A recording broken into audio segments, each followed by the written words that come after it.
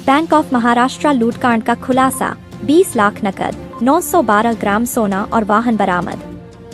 Hazaribagh police ने बरही थाना क्षेत्र स्थित बैंक ऑफ महाराष्ट्र शाखा में हुई सनसनीखेज लूटकांड का सफल उद्भेदन करते हुए अंतर्राज्यीय गिरोह के 3 अपराधियों को गिरफ्तार किया है। पुलिस ने गिरफ्तार अपराधियों के पास से लूटे गए 20 लाख रुपए नकद, 912.22 ग्राम सोना, घटना में प्रयुक्त स्कॉर्पियो वाहन, 2 पल्सर मोटरसाइकिल और 6 मोबाइल फोन बरामद किए हैं। पुलिस अधीक्षक हजारीबाग द्वारा प्रेस कॉन्फ्रेंस कर जानकारी दी गई। आइए सुनते हैं उन्होंने प्रेस कॉन्फ्रेंस कर क्या कहा। 4/2026 को करीब 3:15 बजे, जैसा सबको पता है कि बरही थाना क्षेत्र में बैंक ऑफ महाराष्ट्र में लूट की घटना कारित की गई थी, जिसमें 4 अपराधी बैंक के अंदर घुसे थे और हथियार के बल पे लगभग 4,22,000 रुपये और 3.9 किलोग्राम के आसपास सोना जो है वो लूट कर स्ट्रॉन्ग रूम से भाग गए थे, जिसमें 2 बाइक्स का इस्तेमाल इन लोगों ने किया था। यह सूचना मिलते ही हम लोग जो है वो सभी जगह पे चेकिंग लगाए थे, सभी रोड्स ब्लॉक किए थे और उसको हम लोग ट्रैक भी कर रहे थे। और हम लोग गया की तरफ और मोहनपुर के तरफ सूचना मिली, जैसे जैसे कि उनके भागने की सूचना है, तो उधर भी हम लोग टीम लगाए और एसपी सिटी गया से लगातार उस समय हम लोग की बात हो रही थी। और जो भी टीम थी, वाकई गया में जो भी टीम थी, जो लोकल पुलिस थी, उन लोगों ने भी हम लोग की मदद की ट्रैक करने में। लेकिन कहीं ना कहीं लगभग 20 से 25 मिनट या आधे घंटे के अंतराल से हम लोग चूक गए और वहाँ से वो लोग निकलने में कामयाब हुए। और उसके बाद हम लोगों ने विभिन्न टीमें बनाई। उसमें एक जो टीम यहाँ पे ट्रैक करने के लिए, आइडेंटिफाई करने के लिए और घटना कैसे कारित की गई है, कहाँ लोग गए हैं, सब चीज़ के लिए अमित आनंद यहाँ पे एसडीपीओ सदर हैं, इनको ये जिम्मा दिया गया। और विभिन्न राज्यों से कोऑर्डिनेशन करने के लिए भी अमित आनंद को ये जिम्मा दिया गया।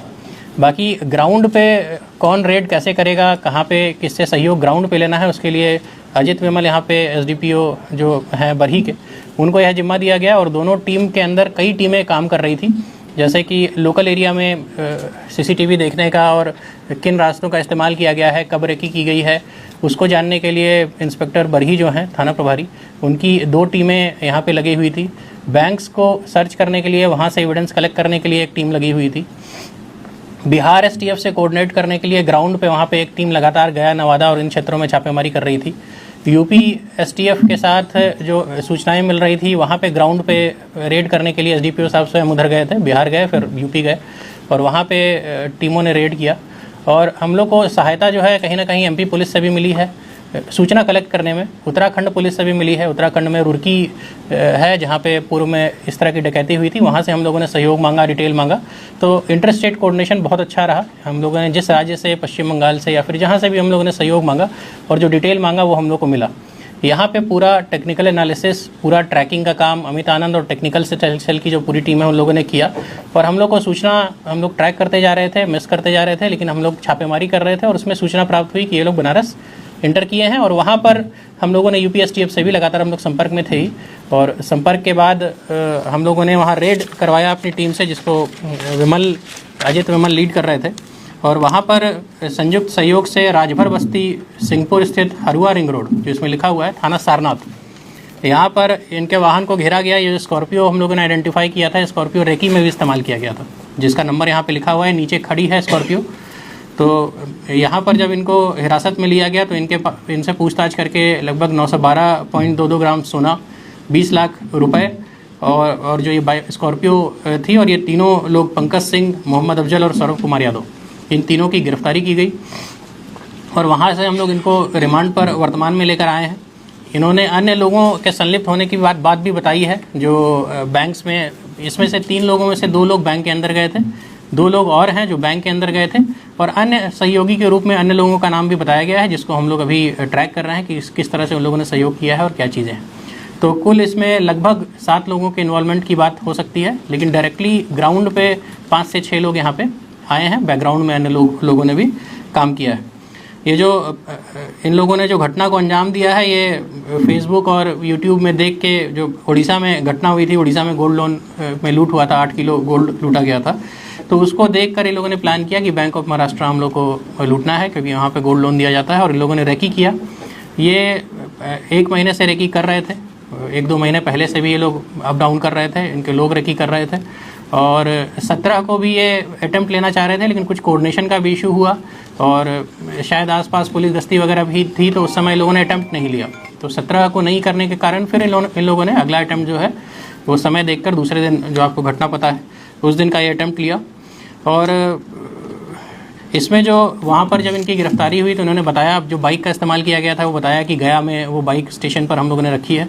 तो गया पुलिस से भी हम लोगों ने सहयोग लिया, गया STF से हम लोगों, बिहार STF से हम लोगों ने सहयोग लिया, और वहाँ पे जो दोनों बाइक इस्तेमाल की गई थी उसको भी हम लोगों ने बरामद किया है, जो कि नीचे लगी हुई है, बाइक और गाड़ी दोनों ही नीचे लगी हुई है। आने जाने के लिए इन्होंने डिफरेंट रूट्स का इस्तेमाल हमेशा किया, कभी गया बरही से आए, कभी नवादा से आए, कोडरमा से भी बीच में आने की बात आ रही है, धनबाद वाले रोड को भी यूज़ किया। तो एक रूट लगातार रेकी के लिए यूज़ नहीं किया, ताकि कोई अगर बाद में ट्रैकिंग करता है तो कन्फ्यूजन हो। आने जाने के क्रम में इन लोगों ने कभी डबलिंग की, कभी ट्रिपलिंग की, कभी सिंगल रहे। तो थोड़ा पुलिस को भी कंफ्यूज करने के लिए इन लोगों ने अपना टैक्टिक्स जो भी था अपने अनुसार इन लोगों ने लगाया है। जो भी हथियार वगैरह है उसके बारे में जानकारी हम लोग को मिली है, जहाँ पे इन लोगों ने छुपा के रखा है। हम लोग अभी पुलिस रिमांड के लिए अप्लाई करेंगे, क्योंकि हम लोग अभी लेकर आए हैं, इनको प्रस्तुत करेंगे कोर्ट में, और रिमांड पे अप्लाई करके अन्य जो चीज़ें हैं जो भी इन लोगों के पास है वर्तमान में वो बरामद करेंगे, और अन्य जो अभियुक्त बचे हैं उन पर भी हम लोग छापेमारी करेंगे। यहाँ पर आप देख रहे हैं तीनों लोगों का आपराधिक इतिहास लिखा हुआ है, लेकिन यह शायद समेकित नहीं है। हमको मतलब जहाँ तक जानकारी है कि अन्य कांडों में भी इनका संलिप्तता रहा है। और इसमें जो दिख रहा है, इसमें पटना, पश्चिम बंगाल, बिहार, यूपी और उत्तराखंड जैसे राज्यों में, विभिन्न राज्यों में लोगों ने लगातार डकैती की है। ये अंतिम बार शायद 2019 में 2011 में जेल गया था, मतलब काफ़ी साल पहले ये जेल गया है। उसके बाद लगातार बाहर था और कई डकैतियां कर चुका है, और कई स्टेट की पुलिस इनको ढूंढ रही थी, और कई स्टेट में ये लोग वांटेड हैं, जो लोग इसको रिमांड भी करेंगे। और हमारी टीम ने बहुत मेहनत करके इन्हें खोजा भी है, पकड़ा भी है, और जो भी टीम यहाँ बैठी है, और इसके अलावा बैकग्राउंड में बहुत सारे जवानों ने और ऑफिसर्स ने भी काम किया है, तो वो हम लोग डिटेल इसमें दिए हुए हैं। जो सामान बरामद है वहाँ सोना है जो 912 ग्राम है, लगभग 1 किलो के आसपास, नगद है 20 लाख रुपए, 6 मोबाइल फ़ोन है वर्तमान में, 1 स्कॉर्पियो गाड़ी है और 2 मोटरसाइकिल है। इसके अलावा अन्य बरामदगी हम लोग अभी कंटिन्यूएशन में करेंगे।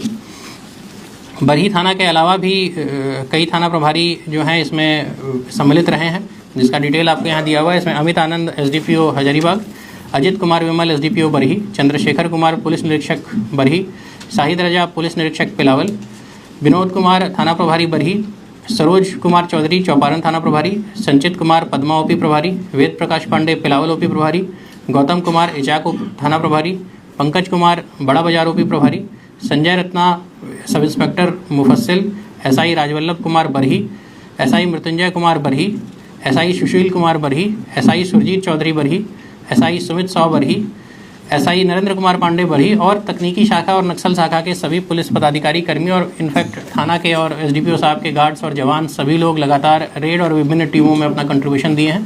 पहले तो सभी टीम को बधाई भी, और हम लोग कोशिश करेंगे इस पूरी टीम को हम लोग रिवार्ड भी दें, और वरीय स्तर से कहीं ना कहीं सर्टिफिकेट्स और जो भी चीज़ें हैं एक रिकॉग्निशन इस टीम को मिले जिन्होंने बहुत अच्छा काम किया है। और क्या पूछना चाहते हैं आप, अपना कुछ रखना चाहते हैं तो टीम अभी तक तो नहीं आया ना, बताइए। बताइए। बेसिकली इनका भी पुराना आपराधिक इतिहास रहा है, उनका कुछ ना कुछ संलिप्तता है, बट वो सब अभी अंतर्गत है, तो हाँ अभी बहुत क्लियर नहीं है इस चीज़ पे, अभी बहुत क्लैरिटी नहीं है। कोई लोकल व्यक्ति का उस तरह का नाम नहीं आया है, लेकिन क्योंकि अभी केस खुला है और सारी चीज़ें आ रही है, तो बहुत सारी चीज़ें हम लोग बैकग्राउंड में रन भी कर रहे हैं, और ये भी देख रहे हैं कि यहाँ पे अगर कोई संपर्क किसी से साधा गया है तो उस चीज़ की भी जांच हम लोग कर रहे हैं। वर्तमान में ऐसा कोई सूचना हम लोग अभी तुरंत नहीं है। ये लोग तो सब बाहर का है, उसको बड़ी एग्जैक्ट उसको पता है कि यहाँ पर है, कुछ लोकल लोग नहीं, देखिए बाहर के हैं, लेकिन देखिए ये कहाँ कहाँ अपराध किए हैं आप जैसा देख सकते हैं। पश्चिम बंगाल में डकैती किए हैं, लूट किए हैं, उत्तराखंड में किए हैं, यूपी में किए हैं, तो कहीं एक जगह का व्यक्ति है, लेकिन ये पैन इंडिया मतलब एक तरह से कहा जाए मल्टी स्टेट्स पे ये लोग डकैती करते आए हैं, और इस तरह का गिरोह है जो बाहर के स्टेट्स में जाके डकैती करता आया है रेकी करके। तो ये बहुत अपने घर के आसपास, हाँ ये भी है जो बता रहा है, ये जो पूछताछ में कहा है कि ये लोग अपने घर के आसपास डकैती नहीं करते हैं जनरली, तो बाहर ही करते हैं जनरली। पिछले 9 सालों में लगभग 96 किलो का बात भी चल रहा है कि ये लोगों ने डकैती किया है, इस तरह की बातें चल रही है। ये देखिए वो डिटेल हम लोग निकाल रहे हैं। हम जैसा आपको कहे कि ये जो कांड हम लोग अभी वर्तमान में मिले हैं, क्योंकि अरेस्टिंग हुई है, पूछताछ चल रही है, बहुत सारी चीज़ें बैकग्राउंड में चल रही है, तो जो हम लोगों ने जो अभी डिटेल निकाला है वो आपके सामने हम लोगों ने मीडिया प्रेस विज्ञप्ति में रखा है। और भी चीज़ें होंगी तो हम लोग शेयर करेंगे। और वाकई में एक बड़ा अमाउंट कई डकैती इन लोगों ने कई जगहों से की है, इसमें कोई डाउट नहीं है। और यहाँ पर भी जो अमाउंट था वो बड़ा ही था, इसमें भी कोई डाउट नहीं।